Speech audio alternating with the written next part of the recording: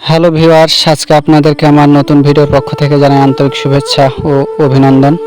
তা আবার আমি চলে আসলাম আমাদের নিতপুর পোরশা নওগাঁ পূর্ণভবা নদীর সেই বর্ণনা নিয়ে।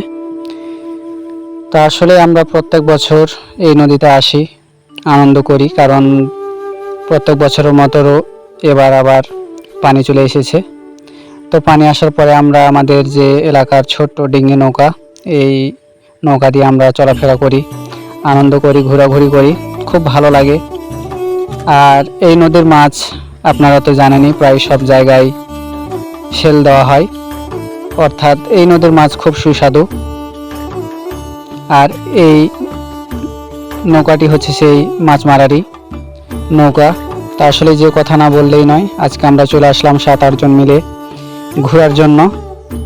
তো আসার পরে আমরা দেখছি কি যে তেল নেই, মেশিনে যেহেতু তেল নেই সেহেতু আমরা আবার বাড়ি থেকে তেল অবশ্য নিয়ে এসেছি। তো তেল আমরা কেবল ঢাললাম, ঢালার পরে নৌকার যে মেশিনের ফ্যান, সেই ফ্যানটি আমরা সেটিং করছি।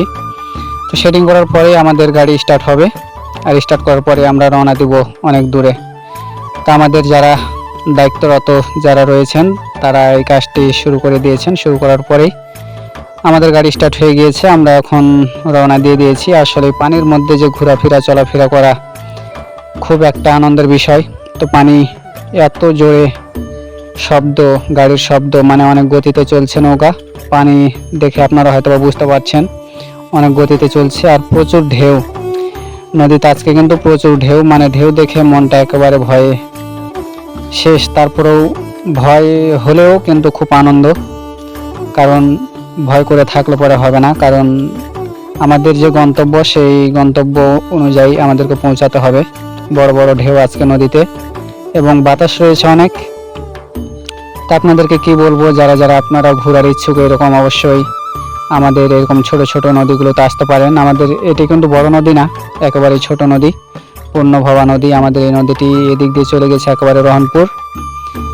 তো আপনারা যারা যারা আমাদের সঙ্গে এরকম ঘোরাফেরা করতে চান অবশ্যই আমাদের এলাকায় আসবেন, আর আসার জন্য আপনাদের সবাইকে নিমন্ত্রণ করা হলো, দাওয়াত করা হলো। সবাইকে ধন্যবাদ।